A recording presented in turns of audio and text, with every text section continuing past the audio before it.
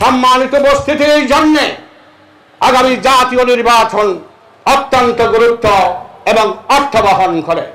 কিছু কিছু দল, কিছু কিছু মত বিভিন্ন জায়গায় বক্তব্য রাখা শুরু করেছে, নির্বাচনী মাঠে নেমেছে। তারা কেউ কেউ বলছে বিএনপির কেন্দ্রীয় মহাসচিব বড় নেতার সাথে নাকি তারা খেলা করবে।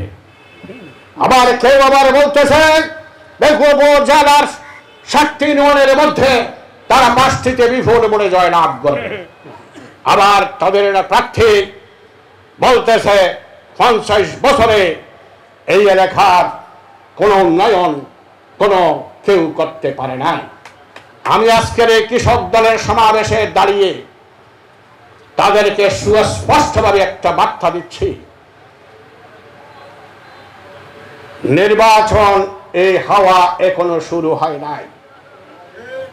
বাংলাদেশ জাতীয়তাবাদী দল, যুবদল, ছাত্রদল, কৃষক দল সহ সংগঠনের দায়িত্বশীল নেতৃবৃন্দ যখন উপজেলার নির্বাচনী মাঠে অবতীর্ণ হবে, তখন সেই টর্নেডো শুরু হবে, যে ঘূর্ণিঝড় শুরু হবে, সেই ঘূর্ণিঝড়ের টর্নেডোতে আপনারা ছিন্ন বিচ্ছিন্ন হয়ে যাবে। মাটি থেকে আপনাদেরকে সম্পূর্ণ বিচ্ছিন্ন করা হবে।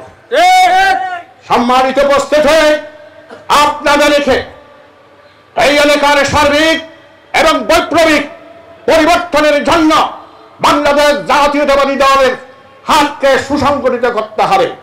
এই জন্য আগামী নির্বাচনে সকল দলের মাথায় ঊর্ধ্বে উঠে বাংলাদেশ জাতীয়তাবাদী দলের প্রার্থী যিনি হোক তাকেই জেতানোর জন্য আপনারা সর্বোচ্চ